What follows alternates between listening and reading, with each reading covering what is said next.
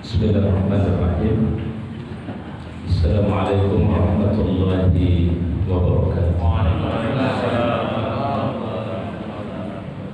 Alhamdulillah rabbil alamin.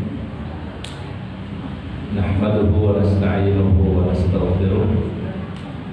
Wa na'udzu billahi min shururi anfusina wa min sayyiati a'malina. May yahdihillahu fala mudilla lahu wa may yudlil fala hadiya lahu. Asyhadu an la ilaha illallah wahdahu la syarika lahu wa asyhadu anna Muhammadan abduhu wa rasuluhu la nabiyya ba'da, amma ba'd. Allahumma anta rabbi la ilaha illa anta khalaqtani wa ana abduka wa ana ala ahdika wa wa'dika mastata'tu. A'udzu bika min syarri ma sana'tu, abu laka bi ni'matika 'alayya wa abu bi dhanbi faghfir li fa innahu la yaghfiru dzunuba illa anta. Hadirin kaum muslimin, jamaah salat maghrib yang dirahmati dan dimuliakan oleh Allah Subhanahu wa taala. Puji dan syukur marilah senantiasa kita panjatkan kepada Allah atas segala curahan rahmat-Nya, karunia dan kebaikan-Nya kepada kita semua. Terutama kita masih diberikan al-afiyah, ya. Jadi kesehatan yang kita gunakan dalam rangka ketaatan kepada Allah Subhanahu wa taala. Dan ini yang paling mahal saat ini, yaitu kesehatan para jemaah. Sehingga baginda Rasul memberikan nasihat kepada kita semua. Beliau mengatakan sallallahu al-afiyah, sallallahu al-afiyah. Bahkan beliau ulang, mintalah selalu kepada Allah Ta'ala, yaitu al-afiyah. Nah, sehingga kita sering menyebutnya sehat buat afiyah. Lalu ada beda kata para ulama, ya, antara sehat dan afiyah. Ada orang yang sehat tetapi belum tentu afiyah. Tapi orang yang afiat insya Allah sudah tentu sehat. Jadi afiat itu kata para ulama salaf adalah ketaatan yang ketika seseorang dalam kondisi sehat. Jadi sehat tapi dia gunakan dalam rangka kebaikan. Ini disebut dengan afiat. Kita sholat 5 waktu, ya, kita kerjakan sunnah Nabi Sallallahu Alaihi Wasallam, maka itu disebut dengan orang yang telah mendapatkan afiat. Sehingga doa kita adalah Allahumma inni as'aluka al-afwa wal-afiyah fid dunya wal akhirah. Ini doa masih kita sering baca, ya. Allahumma inni as'aluka al-afwa wal-afiyah fid dunya wal akhirah. Salawat dan salam kita sampaikan kepada uswah hasanah kita, teladan kita yang paling terbaik, Nabi Muhammad sallallahu alaihi wasallam. Mudah-mudahan salawat dan salam kita untuk beliau kelak pada yaumul akhir kita mendapatkan syafaatul uzma dari Rasulullah Muhammad sallallahu alaihi wasallam. Allahumma shalli wa sallim ala nabiyyina Muhammad. Hadirin yang dirahmati oleh Allah Subhanahu wa taala, pada malam hari ini kita akan mengawali kajian kita terlebih dahulu dengan satu hadis dari Rasulullah Sallallahu Alaihi Wasallam mengingatkan kita semua yang berada di bulan Dzulhijjah, dan kita alhamdulillah sudah memasuki bulan Dzulhijjah. Baginda Rasulullah SAW mengingatkan kita semua dalam hadis sahih. Beliau mengatakan, "Ma min ayyamin al-'amalu shalihu fihi ahabbu ila Allah min hadhihi al-ayyam." Tidak ada hari-hari di mana amal kebaikan paling dicintai dan paling disukai oleh Allah selain dari 10 pertama bulan Dzulhijjah. Jadi tidak ada hari-hari yang paling dicintai oleh Allah, beramal soleh di dalamnya, selain daripada 10 pertama bulan Dzulhijjah, dari tanggal 1 sampai tanggal 10. Lalu seorang sahabat bertanya kepada baginda Rasulullah SAW, "Walal jihadu fi sabilillah?" Tidak juga dengan jihad fi sabilillah. Artinya sahabat ini bertanya, apakah kebaikan 10 pertama bulan Dzulhijjah itu adalah sama dengan jihad fi sabilillah atau terkalahkan dengan jihad fi sabilillah? Kata Rasul, "Walal jihadu fi sabilillah amal soleh di 10 pertama bulan Zulhijjah itu adalah melebihi daripada jihad fi sabilillah. Insyaallah kita tahu kalau jihad itu kan pahalanya besar, tetapi 10 pertama di bulan Zulhijjah nilai kebaikannya melebihi daripada jihad fi sabilillah. Illa rajulun kharaja bi nafsihi wa malihi wa lam yarji bidzalika bi syai'. Kecuali kalau ada seseorang yang keluar dari rumahnya membawa seluruh hartanya, dan juga dia mengorbankan jiwanya di jalan Allah dan tidak pulang dengan sesuatu apapun. Hartanya dia semuanya dihabiskan di jalan Allah, kemudian jiwanya pun juga dia korbankan di jalan Allah Subhanahu wa taala, sehingga dia tidak kembali dengan sesuatu apapun. Baru sama nilainya dengan 10 pertama bulan Zulhijjah. Dan ini Masya Allah keutamaan yang sangat istimewa ya, berada di 10 pertama bulan Zulhijjah. Oleh karenanya Allah Subhanahu wa taala ya bersumpah di dalam Al-Qur'an, yaitu dengan 10 malam yang terbaik. Ya, di dalam Al-Quran dari surah Al-Fajr kita temukan Allah Ta'ala firmankan wal fajri wa layalin ashrin. Wal fajri demi waktu apa? Fajar. Berarti waktu apa itu Pak? Subuh. Wal fajri demi waktu subuh. Wa layalin ashrin, dan demi malam-malam yang 10. Imam Ibnu Katsir mengatakan yang disebut dengan wa layalin ashrin ini ada 3. Pertama adalah 10 pertama bulan Zulhijjah, dari tanggal 1 sampai tanggal 10 Zulhijjah. Walayalin ashrin, hari-harinya paling istimewa, malam harinya pun juga paling istimewa di sisi Allah Subhanahu wa taala.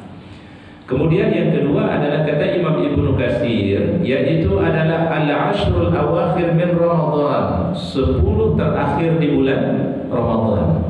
Dari tanggal 21 Ramadan sampai 30 Ramadan, karena di situ ada malam apa? Lailatul Qadar. Kemudian yang ketiga al-ashrul awal minal Muharram, yaitu 10 pertama di bulan Muharram, karena di situ ada kita dianjurkan melaksanakan puasa namanya Asyura.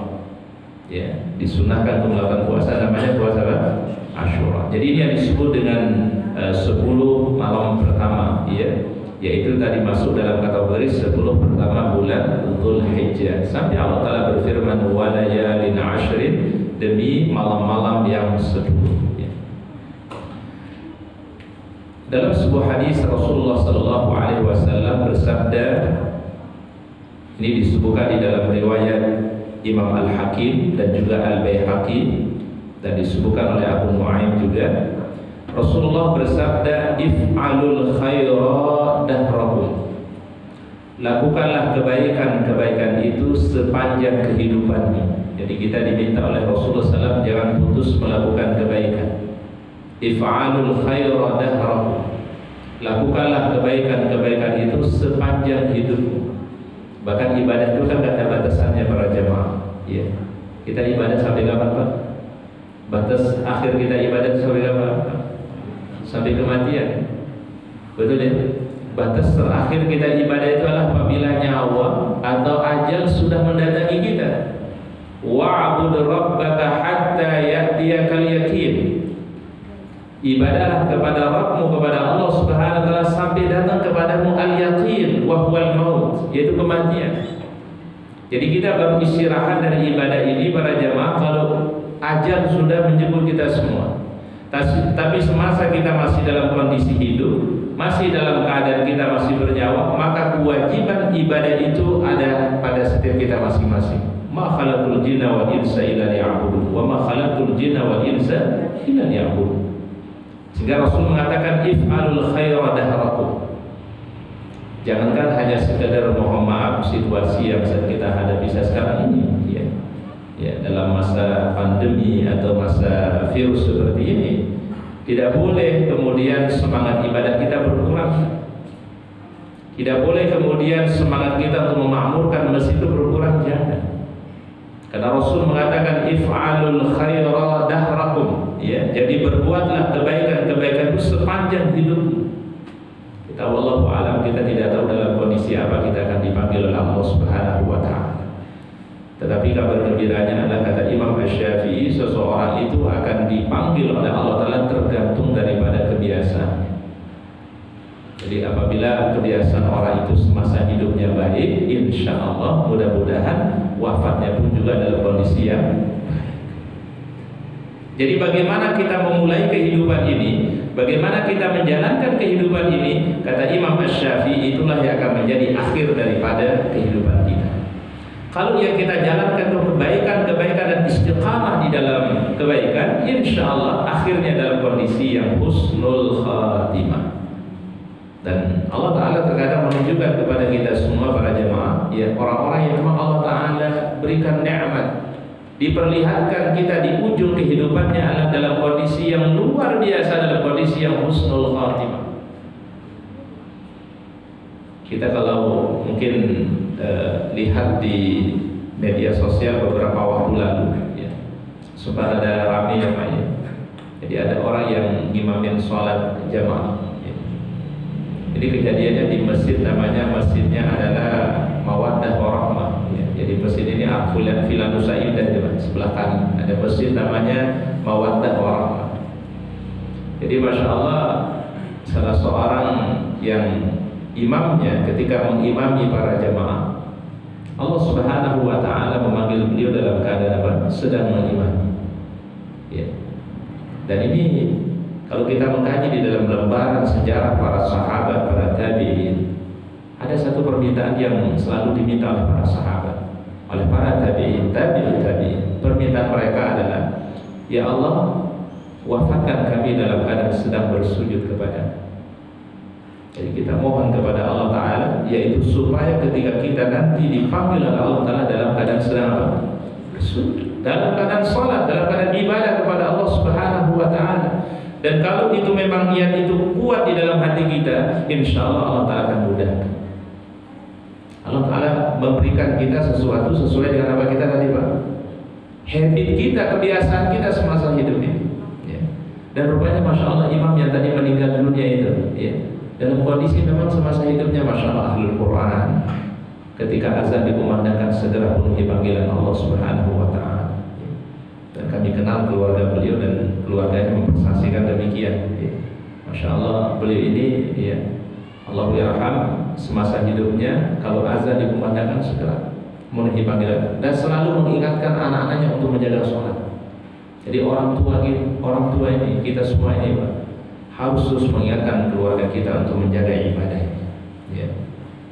Oleh karenanya Ibrahim alaihissalam kan salah satu doa beliau dalam Al-Quran, kalau kita hubungkan dengan kurban, ya Pak, ya.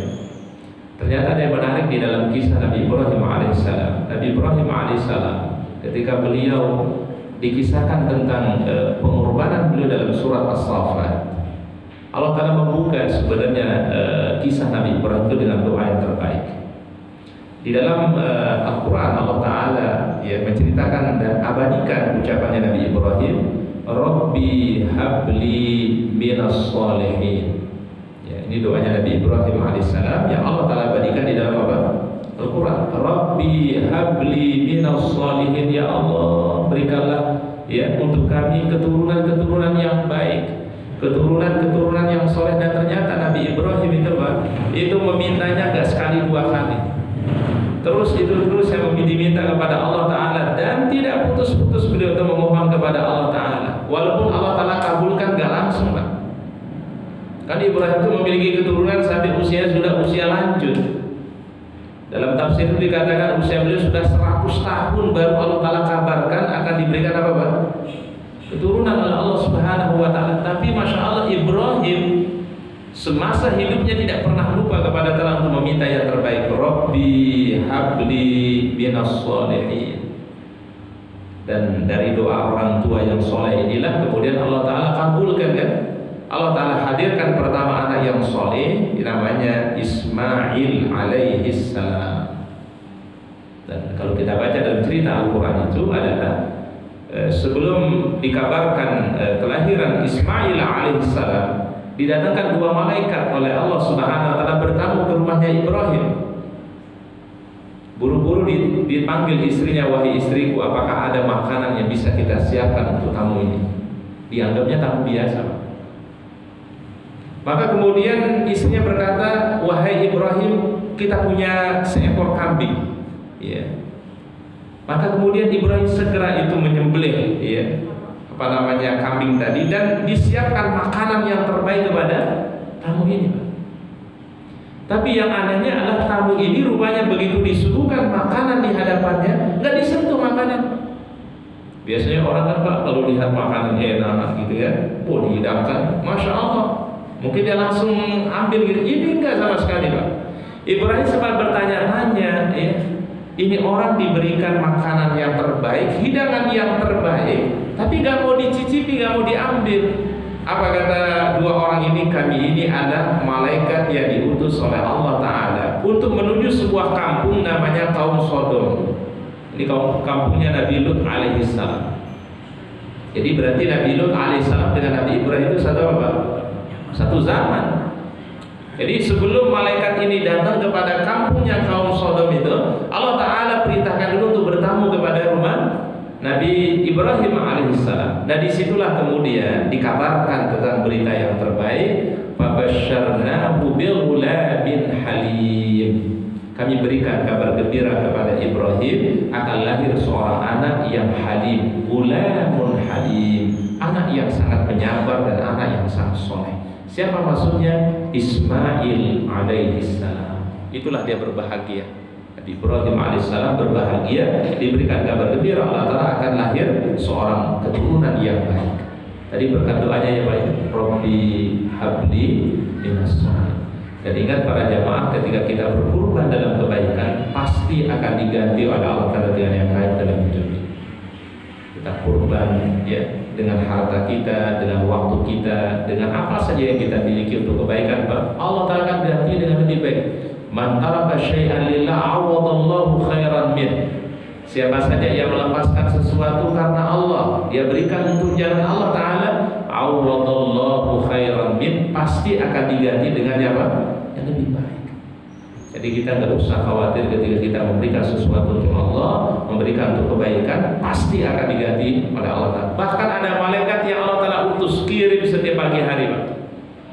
Dua malaikat ini ternyata Pak mintanya cuma satu kepada Allah Ta'ala. Ini ada khusus malaikat yang tugasnya khusus mendoakan supaya setiap orang yang berbagi, yang berkurban, yang bersedekah diganti dengan lebih baik oleh Allah Ta'ala. Allahumma a'ti al-munfiqa khalafan. Ya Allah, berikanlah ganti dengan yang lebih baik bagi orang-orang yang berbagi, berkurban di jalan Allah Subhanahu wa Ta'ala. Jadi itu tadi sabda Rasulullah SAW, if'alul khaira dahrakum. Lakukanlah kebaikan sepanjang apa kita kehidupan. Wa ta'aradu li nafahatillah, dan memohonlah kepada Allah Subhanahu wa Ta'ala di waktu-waktu yang terbaik. Fa inna lillahi nafahatun min rahmatihi yusibu biha man yasha'u min ibadihi. Allah Ta'ala menyiapkan ada waktu-waktu yang istimewa yang apabila saat itu Allah Ta'ala turunkan rahmat kepada hambanya, Allah Ta'ala berikan kepada siapa saja yang dia kehendaki.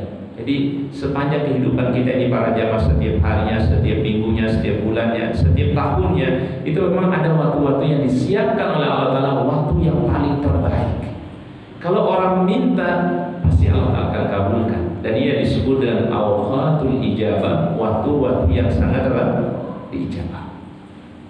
Baik, kapan saja waktu-waktu yang sangat diijabah itu kata para ulama berdasarkan hadis-hadis atau sunnah Rasulullah SAW. Yang pertama adalah bainal adzan wal iqamah, ya, antara azan dan iqamah. Jadi walaupun durasi waktunya tidak panjang, misalnya ya ada mungkin waktunya 5 menit, ya 10 menit antara azan dan iqamah, itu adalah waktu yang paling diijabah oleh Allah Subhanahu wa Ta'ala. Sehingga kalau kita misalnya sholat di masjid, lalu habis sholat sunnah qabliyah, mohon luangkan waktu sejenak berdoa kepada Allah Subhanahu wa Ta'ala. Karena Rasul mengatakan da'watul bainal adzan wal iqamah da'watul la turad, ya. Atau di hadis yang lain dikatakan la yuraddu du'a bainal adzan wal iqamah, tidak akan ditolak doa-doa yang dibaca atau yang diminta kepada Allah bainal adzan wal iqamah, antara azan dan apa? Makanya seorang sahabat bertanya, qalu idzan nukthir ya Rasulullah, kalau demikian kita akan memperbanyak untuk meminta kepada Allah antara azan dan iqamah. Maka apa kata Rasul? Qala Allahu aktsar, Allah Ta'ala akan memberikan yang lebih banyak lagi. Jadi kalau kita mintanya begitu banyak kepada Allah Ta'ala, Allah akan memberikan yang lebih banyak lagi, Pak. Dan ingat para jamaah, Allah Ta'ala itu senang kalau kita minta, ya. Senang kalau kita mohon kepada Allah. Berbeda dengan makhluknya, ya. Kalau manusia diminta terus, didesak terus, kira-kira berkenan nggak Bapak Ibu? Ya malah nggak senang ya. Ya, betul ya Pak ya? Ya, kalau orang minta sekali, 2 kali masih boleh, tapi kalau mintanya berulang-ulang kali kan kurang berkenan. Itu manusia. Jangan pernah kita kiaskan dengan Allah Subhanahu wa Ta'ala. Allah Subhanahu wa Ta'ala justru kalau kita sering meminta, sering memohon, Allah Ta'ala tambah senang. Laisa kamitslihi syai'un. Enggak ada yang sama dengan Allah Subhanahu wa Ta'ala. Jangan pernah kita bayangkan seperti kita bermuamalah dengan manusia. Kalau Allah Ta'ala itu melebihi dari itu semua. Makanya sahabat tadi mengatakan, idzan nukthir ya Rasulullah, kalau gitu kita memperbanyak doa antara azan dan iqamah. Apa kata Rasul? Allahu aktsar, Allah yang akan lebih memperbanyak lagi. Jadi artinya kalau kita memperbanyak memintanya kepada Allah Ta'ala, peluang untuk diberikan yang terbaik itu pasti besar. Makanya kata sahabat Umar bin Khattab itu apa? Ya aku harapkan dari doa-doa itu adalah, saya kenapa memperbanyak doa, kata Umar bin Khattab, supaya berharap semakin besar peluang untuk diijabah oleh Allah Subhanahu wa Ta'ala. Tapi kalau doanya jarang, ya, memintanya jarang kepada Allah, apalagi kalau mintanya cuma waktu susah doang, ya, pas lagi apa namanya Pak, pas lagi lapang lupa, ya memang sulit terkadang diijabah oleh Allah Subhanahu wa Ta'ala. Jadi harus kita rubah paradigmanya para jamaah. Biasanya orang itu lebih banyak doanya itu kalau lagi susah, kalau lagi lapang, terkadang lupa, tidak meminta kepada Allah, tidak memohon, bahkan merasa ar-ra'a mustaghna, seakan-akan sudah merasa cukup aja. Bisa terjadi nggak Pak manusia merasa cukup ya? Bisa Pak. Ketika dia dalam kondisi sehat, dalam kondisi dia lapang, diberikan nikmat oleh Allah Ta'ala, dibuka kesenangan dunia, ar-ra'a mustaghna, seakan-akan dia sudah merasa sudah cukup dari Allah Ta'ala, tak butuh. Tapi giliran dikasih kesulitan, dikasih ujian, baru meminta kepada Allah. Ini jangan sampai terjadi. Oleh karenanya ada sebuah pesan dari Rasulullah SAW untuk kita semua. Kalau ingin kita diberikan keselamatan dalam kondisi kita sulit, maka kata Rasulullah SAW, bal yukthir ad-du'a fil raha, perbanyaklah doa waktu dalam kondisi lapang. Jadi kalau kita berdoa di waktu berlapang, dalam kondisi sehat, dalam kondisi sehat, kita perbanyak justru doa kita kepada Allah. Nanti kalau kita diberikan kesulitan, pasti akan dimudahkan kita untuk keluar dari kesulitan itu. Ini rahasia kata Rasulullah SAW. Ya, jadi barang siapa yang ingin Allah Ta'ala mudahkan dalam kondisi yang diberikan kesulitan, perbanyaklah doa waktu kapan Pak? Waktu lagi sehat kita perbanyak doa. Kita nggak tahu Pak, ya bisa saja terjadi sakit pada kita, bisa saja kita mengalami kesulitan, kondisi yang sulit. Maka waktu kita ada lagi kondisi saat ini sehat, lapang, hadislah kita berbanyak berdoa kepada Allah Subhanahu wa Ta'ala. Nah, ini tadi waktu yang terbaik ya, yang untuk kita memohon kepada Allah Subhanahu wa Ta'ala. Kemudian yang kedua, waktu sahari, yaitu waktu yang disebut dengan waktu sahar. Ya. Kapan waktu sahar itu para jemaah? Beberapa saat sebelum adzan subuh. Ini perlu diperhatikan Pak. Ini waktu yang paling istimewa. Beberapa saat sebelum adzan subuh dikumandangkan. Kalau dulu sahabat itu Zaid bin Thabit radhiyallahu anhu memberikan ukuran ya berapa sahurnya Nabi SAW sampai adzan subuh, beliau mengatakan qadra 50 ayatan, seperti membaca 50 ayat Al-Quran. Ada Zaid bin Thabit. Jadi ketika Rasul sahur kemudian adzan subuh, itu tadi ukurannya berapa Pak? Seperti membaca berapa? 50 ayat dari Al-Quran, kurang lebih mungkin sekitar sekitar 20 sampai 30 menit. Berarti waktu sahur itu adalah waktu yang paling terbaik adalah sekitar setengah jam sebelum adzan subuh dikumandangkan. Ini waktu yang Masya Allah jangan pernah dilewatkan. Bahkan Al-Quran ketika menceritakan tentang ahlul jannah, ya, di dunia ini mereka punya kebiasaan, Pak. Penghuni surganya Allah Ta'ala ketika mereka dulu di dunia, firman Allah itu punya kebiasaan. Kebiasaan pertama mereka itu adalah kanu minal laili ma yahja'un, kanu qalilan minal laili ma yahja'un. Mereka di malam hari itu terbangun untuk sholat tahajud. Itu kebiasaan ahlul jannah berarti. Jadi kalau kita ingin Allah Ta'ala golongkan kita min ahlil jannah, maka jadikan tahajud itu sebagai habit, kebiasaan kita. Kanu qalilan minal laili ma yahja'un. Kemudian yang kedua, kebiasaan mereka yang kedua, wabil asharihum yastaghfirun. Di waktu sahur mereka selalu meminta ampunan kepada Allah. Jadi kapan waktu istighfar yang paling terbaik, meminta ampunan yang paling terbaik? Di waktu sahur, di waktu sahur itu, Pak. Kita baca astaghfirullah wa atubu ilaih, astaghfirullahal azim alladzi la ilaha illa huwal hayyul qayyum. Saatnya itulah untuk kita minta ampunan kepada Allah Subhanahu wa taala, membaca sayyidul istighfar. Allahumma anta rabbi la ilaha illa anta khalaqtani wa ana 'abduka wa ana 'ala ahdika wa wa'dika mastata'tu wa a'udzu bika min syarri ma sana'tu abu'u laka bi ni'matika 'alayya wa abu'u bi dhanbi faghfir li fa innahu la yaghfiru dzunuba illa anta. Ya, silakan kita bisa pilih istighfar yang mana yang memungkinkan. Yang singkat boleh astagfirullah, astagfirullah wa atubu ilaih, astagfirullahal azim alladzi la ilaha illa huwal hayyul qayyum wa atubu ilaih, atau membaca rabbi ghfirli wa tub alayya innaka antat tawwabur rahim. Diperbanyak apa tadi, Pak? Waktu sahur. Ini kebiasaan yang kedua ahlul jannah ketika mereka di dunia. Kemudian yang ketiga, wa fi amwalihim haqqul lis-sa'ili wal mahrum. Pada harta mereka ada hak orang-orang yang minta-minta dan hak orang-orang yang fakir. Artinya Pak, orang-orang yang bersedekah. Jadi tiga yang disebutkan kebiasaan ahlul jannah ketika mereka ada di dunia. Nah, sehingga para ulama mengatakan waktu yang terbaik berdoa itu adalah indas sahur atau waktu sahar. Ya. Jadi jangan pernah kita lewatkan. Sekali lagi, habis kita sholat tahajud, kan biasanya habis sholat tahajud masih ada waktu ya Pak ya. Tolong disitulah kita meminta, berdoa kepada Allah, meminta yang terbaik untuk anak-anak kita, untuk keluarga kita, untuk kedua orang tua kita. Dan satu hal para jamaah, jangan lupa kirimkan terus doa untuk kedua orang tua yang sudah tidak ada. Terkadang mohon maaf, terkadang nih Pak, keberbaktian itu berat itu adalah bukan hanya ketika orang tua masih hidup. Terkadang orang tua kalau sudah meninggal dunia, terkadang kita lupa berbakti. Betul ya Pak ya? Bisa jadi mohon maaf pas orang tua baru meninggal mungkin sehari, baru 1 minggu, mungkin baru 1 bulan, kita masih terus kirimkan doa.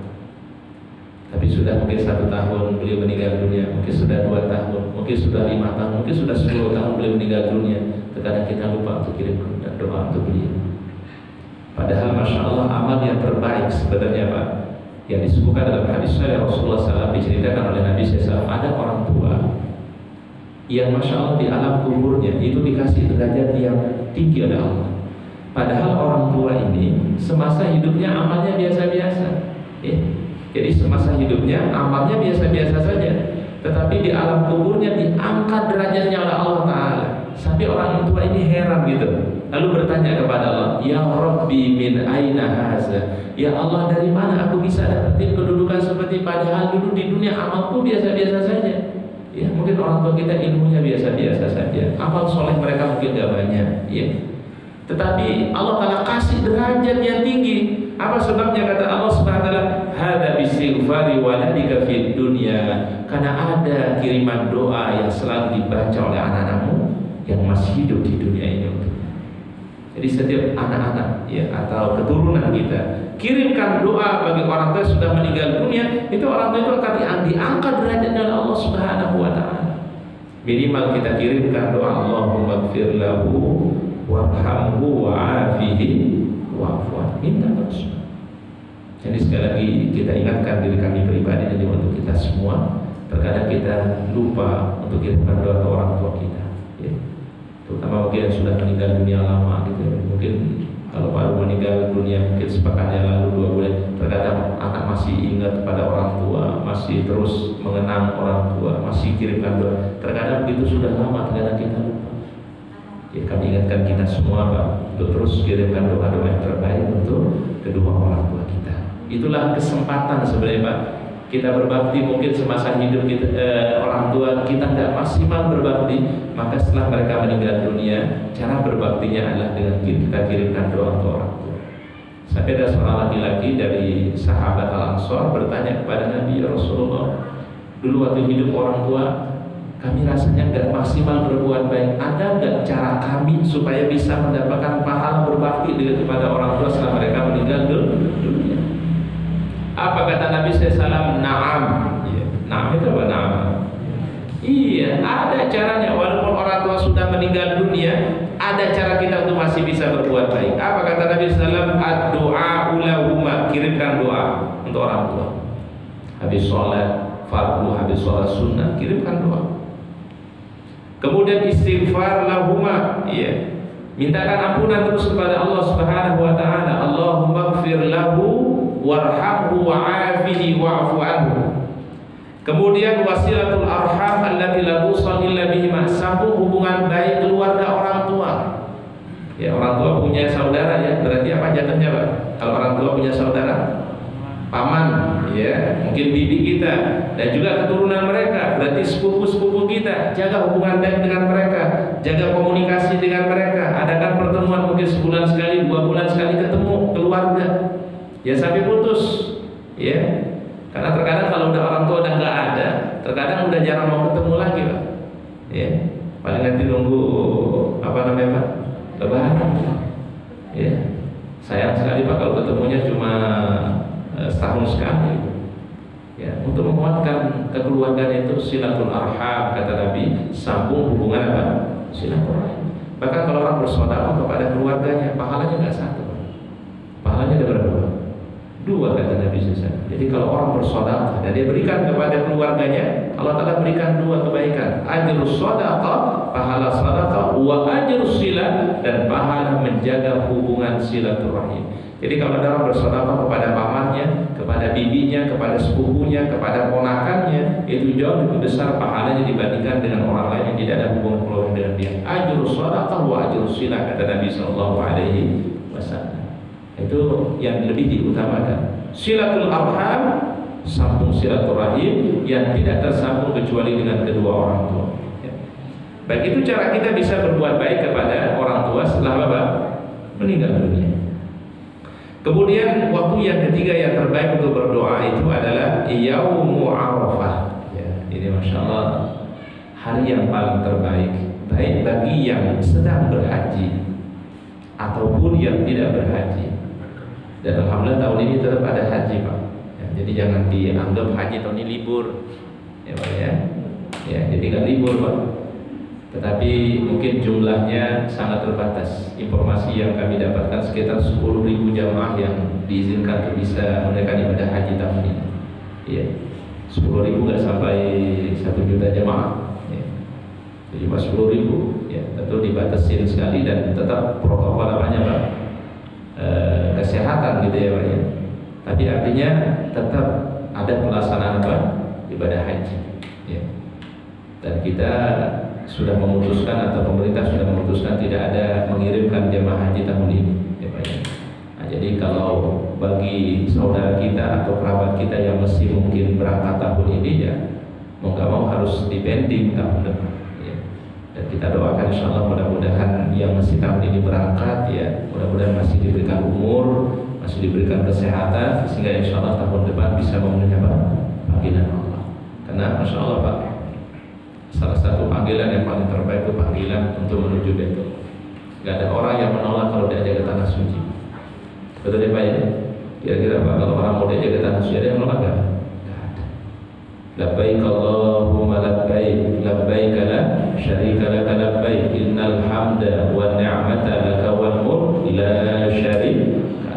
Bahkan orang kalau keluar namanya akan berangkat haji itu harus senangnya luar biasa. bahagianya luar biasa. Ya. Menurut Allah tahun ini karena ada kondisi pandemi sekarang ini, maka diputuskan ya dari jamaah haji Indonesia tidak ada yang berangkat. Tetapi Arab Saudi tetap melaksanakan apa?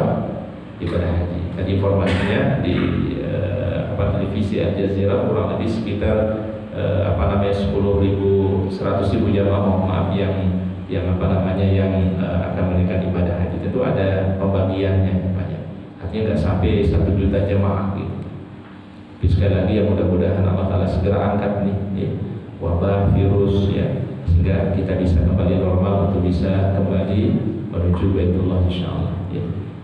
Bagi jamaah udah pada kangen kepingin ke sana ya, ingin umroh, ingin berhaji ya. Dan itulah yang memang kata Rasulullah SAW, nggak boleh orang mengusahakan perjalanan kecuali berapa tempat Pak? 3 kan? La tushaddur rahal illa ila salasi masajid. Jadi kita ini harus punya cita-cita Pak, bisa mengunjungi 3 tempat. Boleh yang lain jangan dulu Pak, tapi yang 3 ini kita utamakan. La tushaddur rahal, jangan mengusahakan sebuah perjalanan safar kecuali kepada 3 tempat. Pertama masjid hada, masjidku ini kata Rasulullah SAW, Masjidil An-Nabawi, wa Masjidil Haram, dan Masjid Al-Haram, wa Masjidil Aqsa, dan Masjidil Aqsa. 3 tempat ini Pak, kalau bisa kita upayakan bisa ibadah di dalam. Ya kalau tempat-tempat yang selain 3 ini ya nomor 2 lah Pak. Ya. Tapi ini yang nomor apa Pak?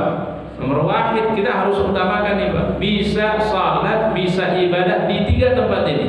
Masjidil Haram, Masjid Nabawi, dan Masjidil Aqsa yang ada di Palestina. Dan mudah-mudahan Allah Ta'ala memberikan kita kemudahan untuk bisa ibadah di 3 tempat yang terbaik ini.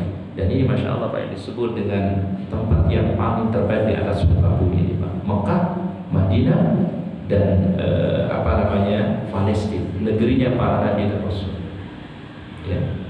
Dan Masya Allah mungkin kita dapat kabar yang menggembirakan juga untuk kita semua. Ada satu masjid yang ada di Turki yang kalau dalam perpanjangan sejarah ini dulu memang panjang sejarahnya. Namanya Hagia Sophia namanya. Jadi masjid ini dulu awalnya Pak, dia adalah katedral ya. Dia gereja besar yang ada di Eropa Timur ya. Karena kan dulu ada gereja barat ya, atau ada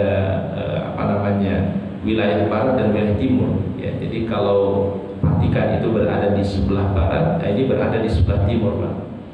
Itu adalah Bizantium atau Konstantinopel, itu dulu adalah wilayah kekuasaannya orang-orang Nasrani Pak, yang berada di sebelah timur ya. Maka kemudian Nabi SAW di dalam perang Khandaq, waktu itu beliau menyampaikan kabar baik kepada para sahabat. Jadi waktu itu Rasulullah SAW lagi memecahkan memecahkan batu, dan kelihatan seperti ada kilatan ya, seperti kilatan api keluar dari batu itu. Lalu Nabi SAW bersabda, la tuftahunnal Qustantiniyah ala yadi rajulin muslim, fala ni'mal amiru amiruha wa la ni'mal jaishu jaishuha. Ini kenabian para jamaah. Inilah Rasulullah SAW menyebutkan sesuatu yang akan terjadi berdasarkan wahyu dari Allah Subhanahu wa Ta'ala. Apa kata Rasul? Suatu saat nanti Bizantium, Konstantinopel itu akan ditaklukkan oleh kaum muslimin. Fala ni'mal amiru amiruha, sebaik-baik panglima perangnya adalah dia, dan sebaik-baik pasukannya dia adalah pasukan dia ya. Rasul gak sebut siapa orangnya. Nah, Allah Subhanahu wa Ta'ala persiapkan ada manusia yang terbaik, ada panglima yang terbaik di usia mudanya Masya Allah ya. Dia dekat dengan para ulama, dia menjaga ibadahnya yang fardu, yang sunnah, dan tidak pernah meninggalkan baca Quran ya. Kemudian dia tumbuh ya, dididik oleh para ulama saat itu. Namanya adalah Muhammad Al-Fatih ya. Namanya siapa Pak? Muhammad Al-Fatih ya. Jadi Muhammad Al-Fatih inilah yang disebutkan dalam hadis Nabi SAW, panglima yang paling terbaik adalah dia, dan pasukanlah yang paling terbaik pasukan. Bayangkan Pak, itu untuk membawa kapal besar menyeberangi Selat Bosporus itu Pak, itu melewati bukit yang tinggi, tapi dia bisa lakukan. Dan Masya Allah di dalam riwayat itu diceritakan beliau mendapatkan atau didatangkan mimpi oleh Allah Subhanahu wa Ta'ala ya. Ada jalur yang orang belum pernah kenal ya, jalur sehingga dia bisa menaikkan karena waktu itu Selat Bosporus itu Pak, itu dipasangin rantai yang begitu besar, kapal itu nggak bisa akan menyeberangi itu Pak. Maka didatangkan mimpi, di dalam mimpi beliau itu adalah diperlihatkan ada satu lokasi yang orang belum pernah mengenalnya Pak. Itu ada bukit yang ada di antara selat itu, dia lewatin itu kapal-kapalnya sampai dia bisa melewati rantai tadi Pak yang sudah disiapkan oleh musuh. Dan Masya Allah, ternyata Pak, tidak jauh dari tempat yang beliau menaiki kapal tadi dengan pasukannya, ditemukan makam sahabat Nabi namanya Abu Ayyub Al-Ansari radhiyallahu anhu. Namanya siapa Pak? Abu Ayyub Al-Ansari. Ini sahabat yang paling panjang umurnya Pak, Abu Ayyub Al-Ansari. Bahkan beliau meminta kepada Allah Ta'ala, ya Allah, tolong wafatkanku di negeri yang paling terjauh. Maka kuburannya ditemukan di tempat yang Muhammad Al-Fatih telah membawa pasukannya untuk melewati Selat Bosporus tadi Pak. Dan Masya Allah, inilah nubuah Nabi SAW. Dan tadi yang tadinya gereja ini Pak, ya, berubah menjadi apa Pak? Masjid. Ya. Jadi kalau para jamaah mungkin yang pernah sempat ke Turki, jadi di pas seperti ini Pak. Di situ ada gambarnya Maryam, ada Nabi Isa, kemudian di samping ada tulisan Allah, ada Muhammad, ada pas sahabat Rasulullah SAW, Abu Bakar, Umar, Utsman dan Ali. Sisi kanan kiri ada sahabat cucunya Nabi SAW, Al Hasan, Al Husain. Ya. Nah, ketika dia menjadi masjid itu tinggal dipelur saja Pak. Jadi ditutupin aja bagian-bagian simbol-simbol Nasraninya Pak. Nah, kemudian setelah itu berubah menjadi fungsinya menjadi museum. Begitu jadi museum dibuka lagi itu yang sudah ditutup dulu Pak. Dan alhamdulillah Jumat yang kemarin ya, itu adalah menjadi awal sejarah yang menunjukkan bahwasannya Hagia Sophia ini kembali difungsikan menjadi apa? Masjid.